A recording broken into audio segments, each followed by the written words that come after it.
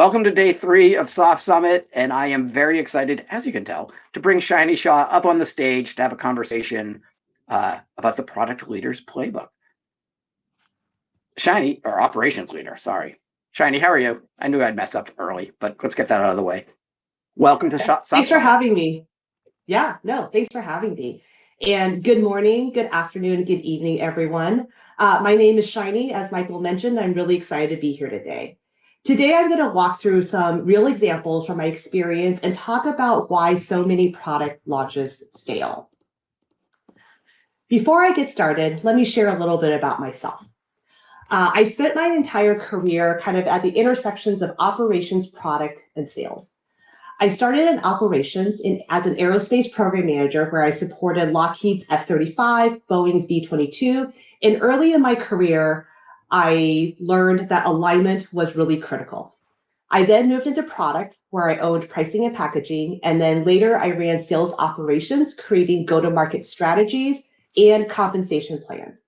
And today, like Michael said, I'm at Flexera where I lead product operations, and I sit in the center of all of these functions. So let me get started with kind of why all of this matters. I love to use Slack as an example. Slack is an incredible product and is loved by anyone who uses them.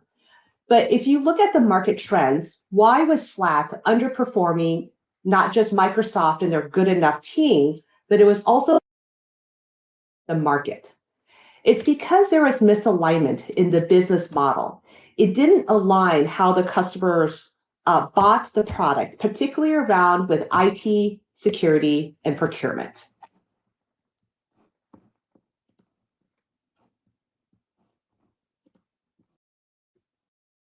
Before I get started, I wanted to kind of make this kind of interactive.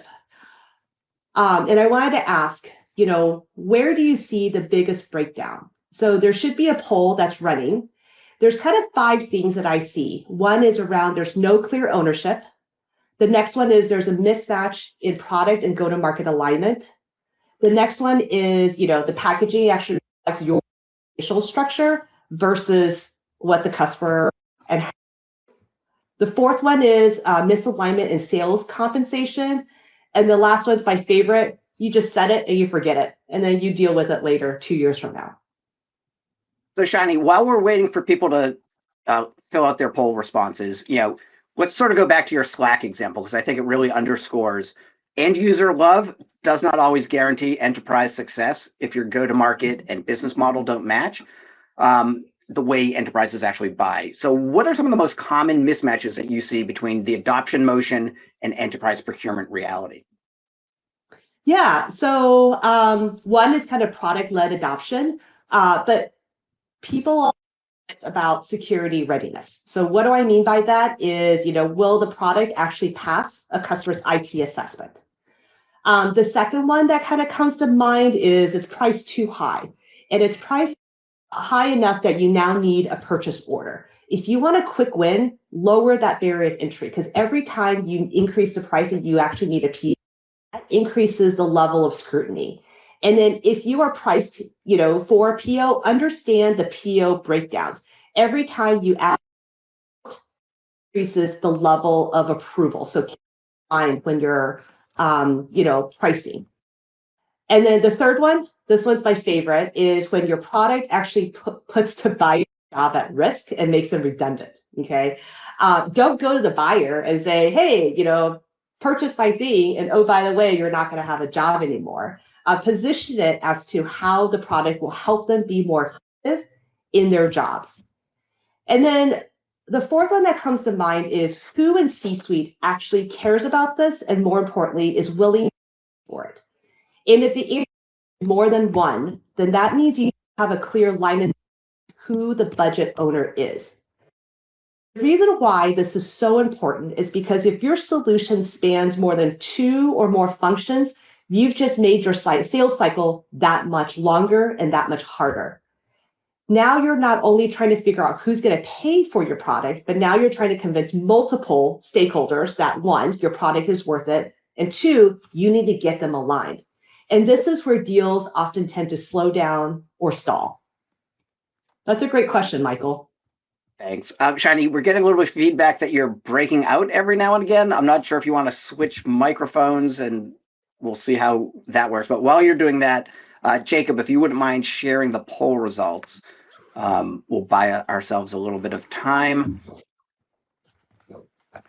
And it does look like no clear ownership right now is the leading source of biggest breakdowns, followed by, well, I'm glad people are still voting. Yeah, we'll keep this open, but product and go-to-market misalignment, packaging reflects org versus customer.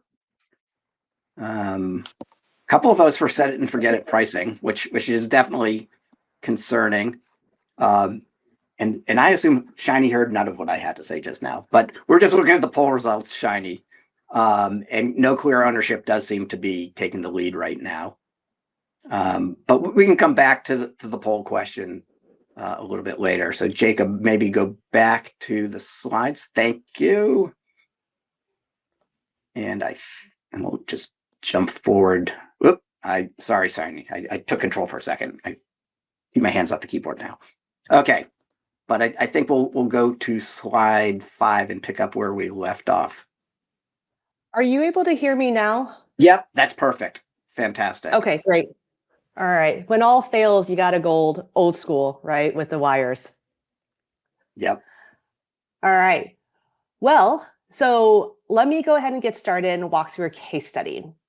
So the situation is, we were about to launch a new product, and we did a lot of research in both the quantitative and qualitative front, and the market gave us really strong demands. The company even invested cross-functionally. Okay, so they didn't just invest in product and engineering to build a product, but they also invested in marketing to drive awareness, as well as hired a dedicated sales team to support this. But adoption was slow. And why? On the surface, it looked like they did everything correctly.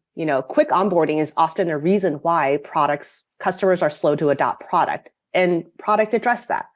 Customers love to try before they buy, and marketing prioritized handling this objection. And then people always like free. In fact, credit card companies sometimes will give you $1,000 and say, hey, for the first $1,000 you spend on groceries, we'll give you a couple extra percentages as cash back. What credit card companies are doing is they're creating that habit of using your credit card on everyday things like groceries. And in this case, sales was trying to do the same thing by offering our customers promotional credits. But each team made the logical decisions in a silo and independently. And then as a result, collectively, the system didn't work. So I love the poll. So as a result, what happened was because there was no clear owner. Okay. So going back to the classic 4 Ps that you're probably familiar with: product, price, promotion, place. Most companies understand these concepts and know them well, but they operate them independently and in silos. So using this as an example, product prioritized quick onboarding, but they built a credit card purchasing system. The flow sounds logical, right? All the customer has to do is swipe a credit card and boom, you're on. But the target buyers were enterprise customers who don't typically purchase that way.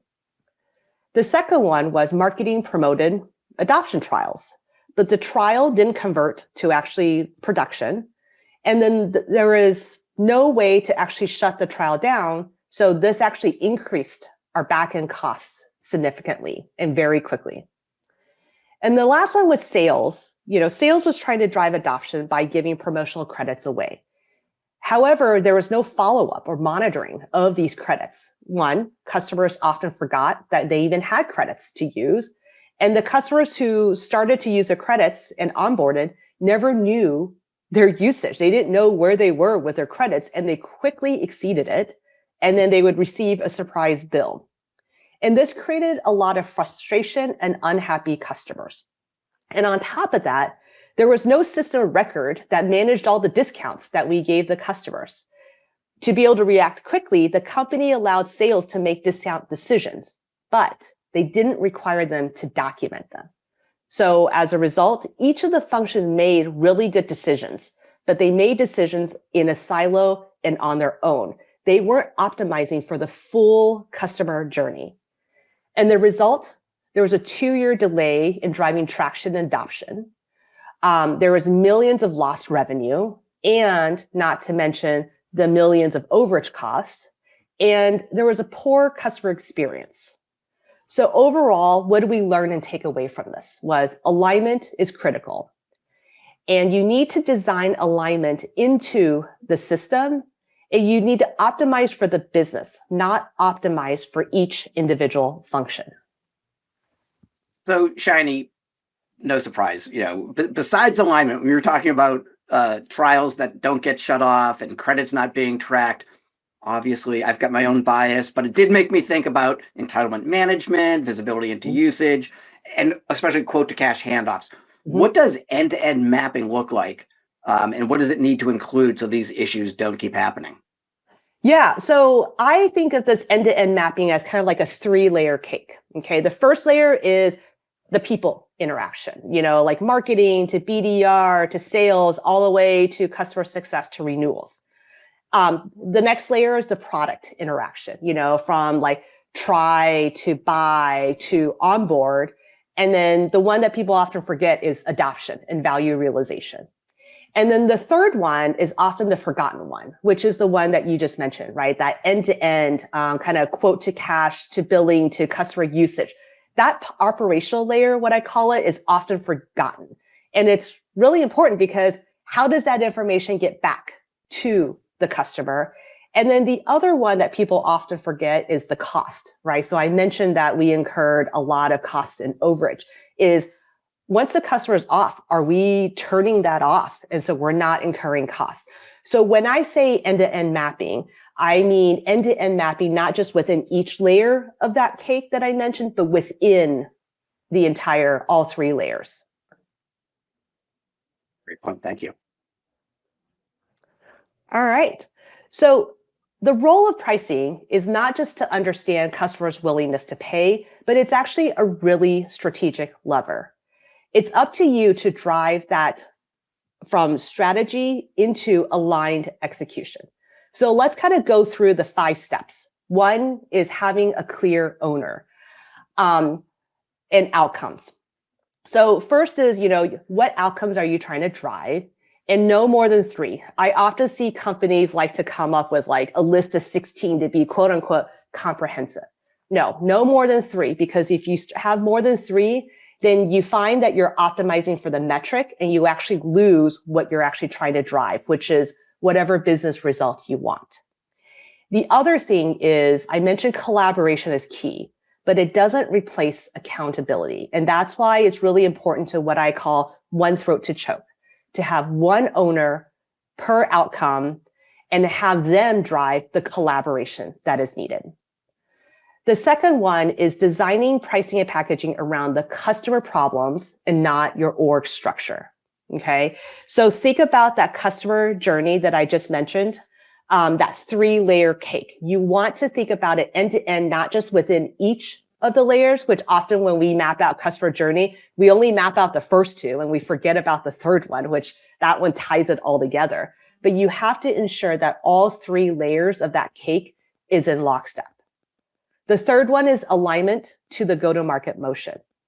Are you aligned to how the customers actually buy? Again, you have to map out that process from trial to sales to conversion to onboarding, and then do not forget adoption. And do not forget that you have to surface up product telemetry. You have to surface up billing data for the customer success team to be able to properly engage with the customer. Because often, traditionally, like the system will be set up and the customer just gets a bill. And no one in the sales or go-to-market organization even knew that the customer had a bill until they get a phone call from the customer. So you want to make sure that the process is in lockstep together. Fourth is around incentives. And this is actually my favorite one. I actually think a sales compensation like designing a video game. What behavior do you want the seller to do? And keep this simple. Do not overcomplicate this. When I was running sales operations, I actually met with a regional leader and I was like, why are you not selling this particular product? Did you know that you actually make more money? And he was arguing with me. He's like, well, if you looked at our sales comp, I don't actually make more money. So I was like, okay, here, let me give you an example. So I whiteboarded and I showed him how if he made a slight pivot, he would actually make a lot more money. And I could tell he started to lean in, right? Because before he was kind of sitting back, not really paying attention to me. And then I started to see him like lean forward, ask follow-up questions. And guess what? He not only overperformed that quarter, but he overperformed and blew out their year. In fact, that year he went to club and a disproportionate amount of his team also went to President's Club by making that slight pivot. So the sales compensation was actually a little bit too complicated. But once I simplified it, and once they understood how they were going to make money, they actually did what we wanted them to do. So align the incentives and keep it simple. And the last one is you got to continue to iterate. This is often the most important step, and it's often for the forgotten one. Pricing is not a set and forget. It is a living process. You have to continuously improve and review and monitor this. Using the case study that I used before, you're like, why would you let sales manage their own discounts? Well, we did that because we wanted to go fast and because it was a pilot, right? We were in testing mode. But what we didn't do was go back to the process once we were ready to scale. What we should have done was gone back and said, okay, so this was the discount. So then created a more formalized tier structure and then routed them through the deal desk to be able to document that. So these are things that as pricing and packaging, you actually have the advantage and you see all of the 3 layers of the cake. Oh, Shinie, you were talking about how pricing and packaging isn't just willingness to pay. I mean, it's probably one piece of the pie, but it really is a strategic lever with a cross-functional vantage point. What decisions should sit with pricing and packaging versus product versus finance versus go-to-market? How do you suss all that out? Yeah, so product should obviously own what gets built and delivered. They're responsible for the product value creation. Finance should own about understanding margins, making sure that this is a healthy model and it's scalable, which is important. And go-to-market needs to own how it's kind of been brought to market, right? How do you position it? How do you sell it? How do you drive demand? But pricing and packaging sits across all of that. Pricing and packaging is the one that needs to align all of these 3 because you have the information that the others don't see. So in many ways, I think of pricing is like designing a product, but you need to design that product across the entire customer experience, not just one layer of the cake. You need to design it across all 3 layers of the cake, the people, the product, and the operations layer. And because the customer journey isn't just about the product, it's about every interaction that customer has with your company. And this is why pricing is such a strategic lever because it connects all the pieces into something that actually works end to end. So I know you weren't with us on day one when Tiffany McCormick from IDC was here. She has very strong opinions and feelings about having a strong pricing team. But when you don't have that strength in-house, does that change, how that balance looks that you just discussed?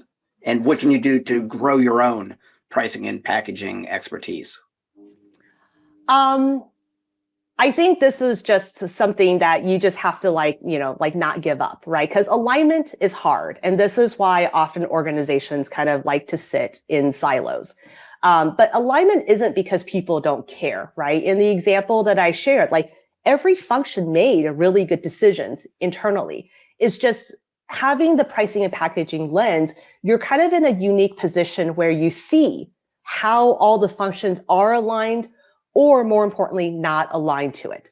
And it's about, building really good relationships with each of those functions, gaining their trust, and then working together to really design it into the system.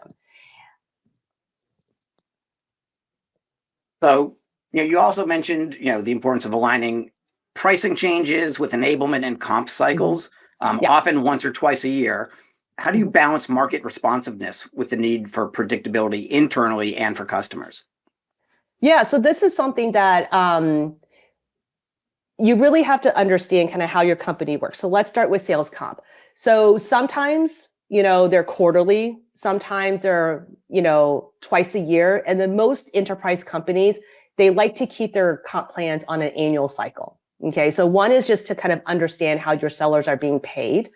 And then you want to kind of align the pricing to that, because if you change something, but you don't align sales comp, your pricing won't actually amplify what you're trying to do from a pricing and packaging perspective. So this is why it's really important to kind of make sure that you understand those timelines. What you can do, especially like if you have a conference in the spring or the fall, you want to make like a large splash, you can talk about something's coming soon, but don't actually launch or anything. And you want to align it to kind of typically the beginning of the year after sales kickoff. So sales will, one, be enabled and trained on it. And then two, to be able to actually follow through and, be aligned and comped to that. I see some companies often have their sales enablement kickoff like at the beginning of the year. So that's a great time. And then some companies, they'll do one kind of in Q3, kind of like a boot camp a little bit, just to kind of like tweak, like, maybe something you thought was going to work isn't. And that's where you want to align your pricing and packaging for to be able to amplify it. Certain things like, end of life or end of sale, some of your smaller products where like no one's really going to know anything. That one you can kind of do whenever, but your key launches that you want the whole organization to be amplified behind what you're trying to do, you definitely want to make sure that you align to those.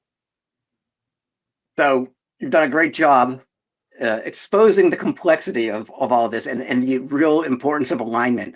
Why is it that you think that pricing and packaging fails so often, given all of that? It fails because of misalignment, right? I think if there's one theme that you see throughout all this, it's misalignment. It really takes a team to make this work. So actually, let me just hop to my next slide. So you're jumping ahead of me. So one of the things is, great products don't win on their own, right? We talked about Slack as one example.